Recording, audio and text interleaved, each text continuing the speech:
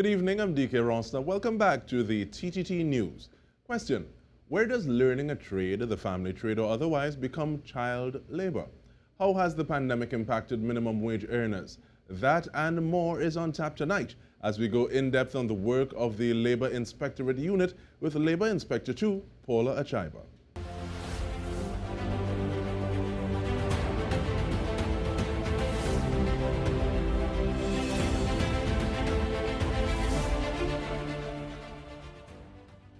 Welcome, Paula. How are you? I am fine, DK. Thank you for this opportunity. Good night to you. Good night to Trinidad and Tobago. And once again, thank you to TTT for this opportunity to tell Trinidad and Tobago about the work of the Labor Inspectorate Unit. And no, that's a very big name and title. So when we say the Labor Inspectorate Unit, what is the role of the unit? So the Labor Inspectorate Unit essentially is the enforcement arm of the Ministry of Labor. And we are charged with responsibility for three pieces of legislation: the Minimum Wages Act, the Maternity Protection Act, and Part 14 of the Children Act. So essentially what labor inspectors do, we provide advice and assistance to both employers and employees, including migrant workers, on their rights, their responsibilities, and their obligations under the legislation. Additionally, we monitor private and public institutions to ensure that they are in compliance with the three pieces of legislation. And basically, we investigate complaints with respect to minimum wage offenses, hours of work, rates of pay, overtime, and depending upon the sector, sick leave, vacation leave entitlements, maternity benefits for all, child labor, and of course, the employment of young persons. Now, that's a mouthful. So if we want to break it down and get into specifics, what are some of those initiatives connected to the unit? So the initiatives connected to the unit is that we monitor the national minimum wage. That just means that no one is supposed to be receiving a salary of less than $17.50 for an hour of work. The terms and conditions that fall within the legislation is for specific sectors. So those in the retail industry, the catering industry, the security industry, gas stations, just to name a few. So your hardwares, your clothing stores, your supermarkets, your roti shops, restaurants, again, security industries. We monitor terms and conditions of employment for those employees. And basically, when we go out there and conduct inspections, if breaches are discovered, we assist the employer in rectifying, failing which litigation can be taken at the industrial court. And I like the fact that you've spoken about going out and inspecting. Is there a time frame? Is there a schedule? How do you roster that? How do you go about doing that? Well, COVID-19 has hampered us a bit in terms of going out. With the lockdown measures, the restrictions, a lot of the minimum wage establishments, the restaurants, a lot of them, in fact, they were closed. So physically going out there was not something we were doing recently because of the fact that COVID had the country in a state of lockdown. But basically what we do is once we get complaints, so complaints do come into the unit, as well as we are authorized under the legislation to conduct an inspection at any minimum wage establishment. So we can enter any establishment without giving prior notice, of course, identifying ourselves as precepted authorized officers under the legislation. And we are allowed to go in and conduct an inspection. The employer is obligated to provide us with the information that we requested. And part of our investigation is talking to workers, interviewing workers, including the migrant workers, looking at records, all records pertaining to wages, terms and conditions of employment, and just ensuring general compliance. Where we do discover breaches, the inspectors do allow the employer some time to rectify, and there have been cases where arrears, where applicable, is calculated for those workers and of course paid to those workers. And that makes me want to go down a road in terms of like, okay, there's a complaint that is lodged, a breach is found, and you give the employer the opportunity to make amends, as it were.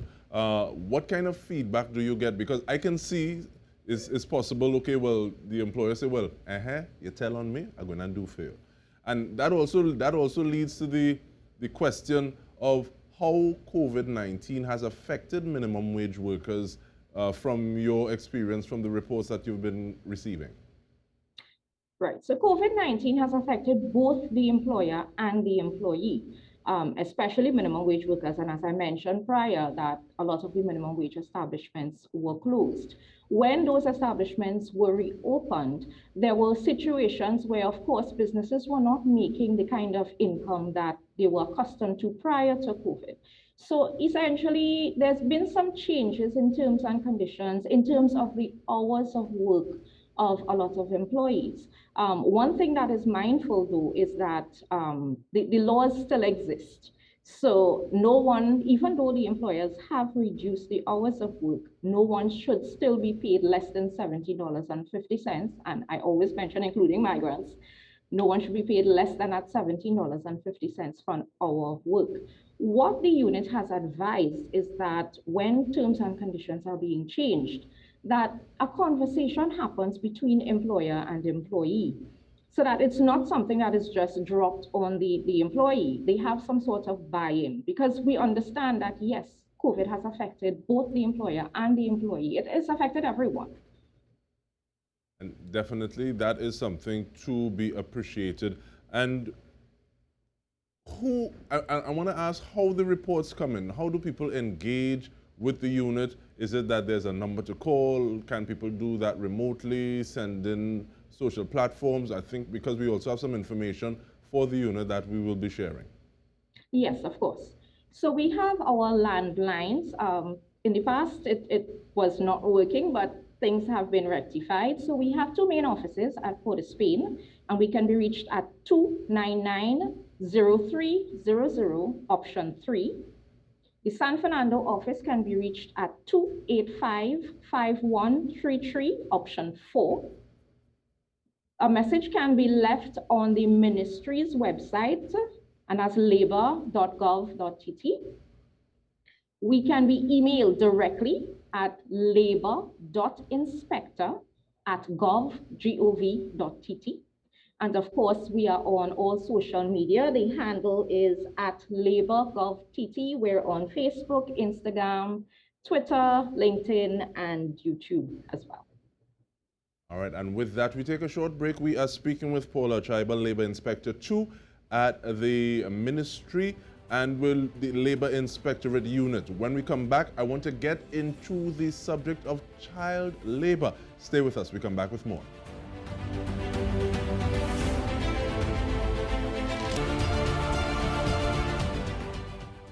Welcome back. We are speaking with Paula Achaibar, Labor Inspector 2 at the Labor Inspectorate unit. And so many things flash before my eyes when I hear the words child labor, Paula. So put me on the right track. Let's start to define it, and then we can get into it in Trinidad and Tobago. Thanks. Of course. So child labor is work that is mentally, socially, or physically, and even morally dangerous and harmful to children. Child labor affects children by denying them of their basic rights, their rights to an education, their rights to recreation, to play, their right to socialize.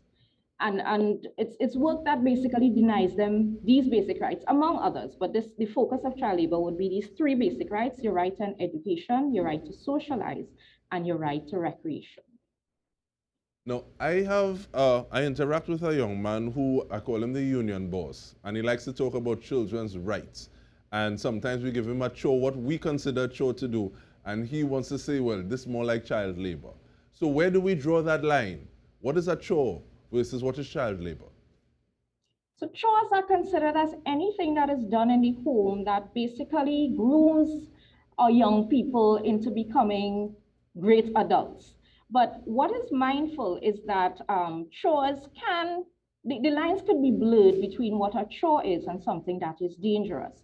Now, of course, doing the dishes, folding some clothes, some laundry, probably sweeping the yard, that isn't considered as child labor. Those are chores. What we have to look at is anytime that work becomes harmful, whether it be exposure to chemicals, whether it be heavy lifting, whether it be long hours. If it's something that's done after school and the child is unable to complete his schooling, or he has worked so much that he is exhausted the next day and can't focus properly in school, then yes, that work now becomes, it's no longer chores, it becomes child labor. And we have to look at, again, interaction with harsh chemicals in the event of, in the agricultural sector. So we always have to look at when it's a chore, which is something uplifting, something beneficial, to when it becomes hazardous. And let me continue to choke some fire because people love to look back and talk about the good old days and say, in my day, and I was working in my parents' shop after school, and that helped me eat, and that is something that I am better for because it showed me ways and it helped grow me into the person I am today. When we see individuals working at their parents' business, you said there's a line.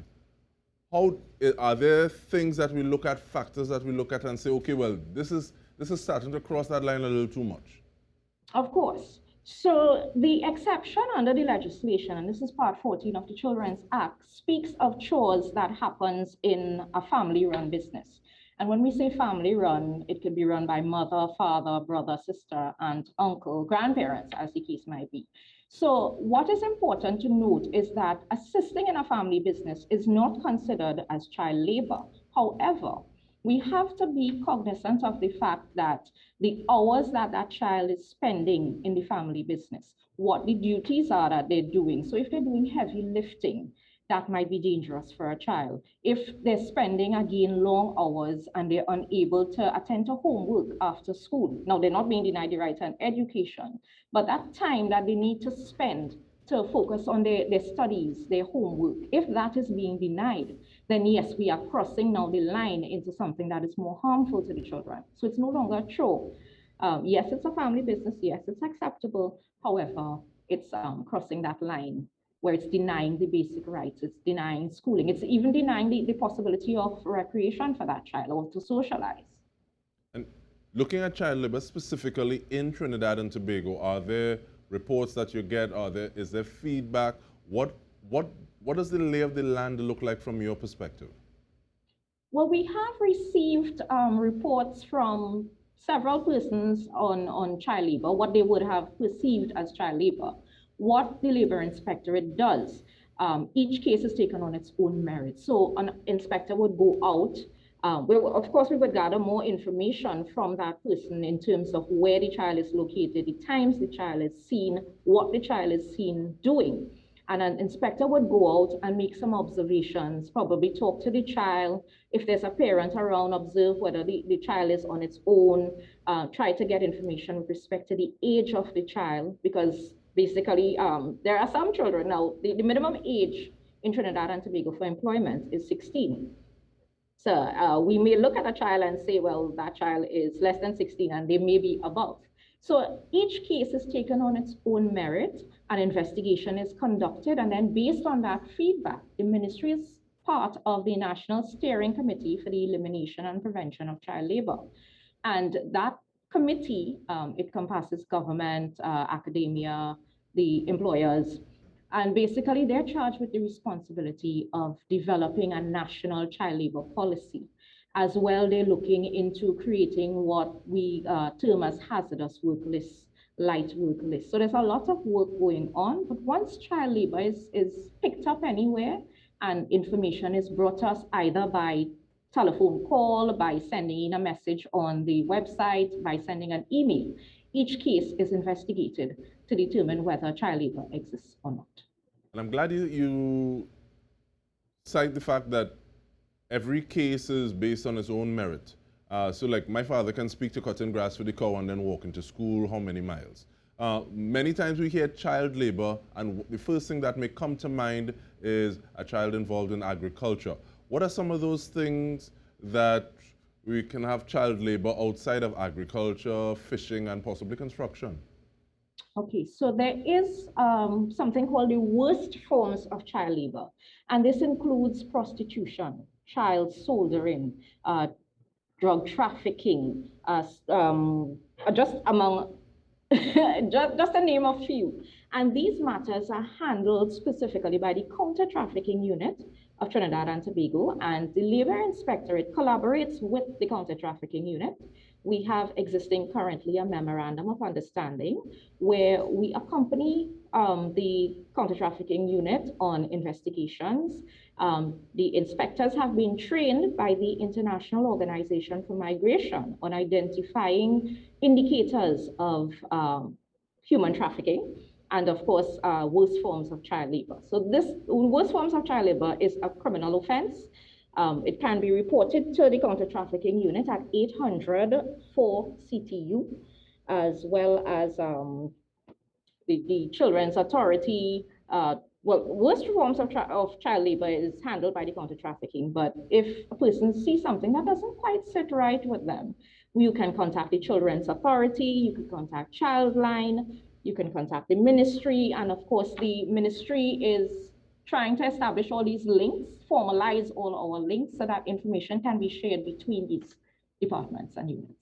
I think it's important to actually have that nexus so that the information can be shared naturally, ethically, but at the same time, if it more applies to this unit or to this place or this organization, the information can get where it needs to. But in terms of the unit itself, what are some of those upcoming projects at the unit? Because if I see correctly, 2021 is supposed to be the year for accelerated action to end the child labor. I'm seeing child labor puppet shows, virtual art showcase, spot child labor, stop child labor. I also saw you starring on a webinar for child rights ambassadors. So give us an idea of some of the things that the unit is involved in that.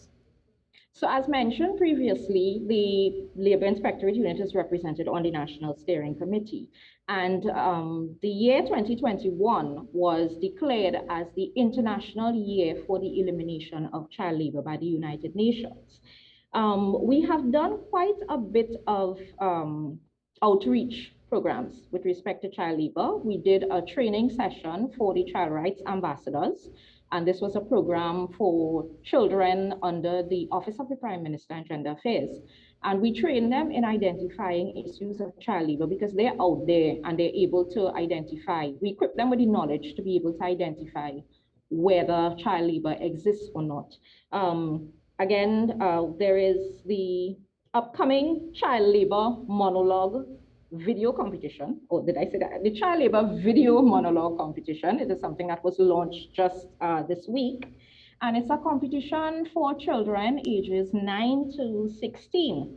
And children have to basically create a 60-minute video talking about child labor and submit, or dramatizing what they think child labor is in Trinidad and Tobago, and submit to the ministry via the website and the ministry social media pages. Of course, much more information is available on the website at labor.gov.tt. Additionally, we are working on legislative reform. The ministry is presently undergoing a paper-based stakeholder consultation to update the Minimum Wages Act, the Maternity Protection Act, to identify, well, to strengthen our pieces of legislation to ensure that more protection is given to our vulnerable, to our minimum wage workers, to our children. And in terms of strengthening that protection to our children, our most vulnerable, we want to thank you for the work that you are doing, reminding everyone of the website, www.labor.gov.tt, and Paula Achaibar, thank you so much. And on behalf of the entire TTT News team, we want to thank you for tuning into In Depth with me, Dike Rostant.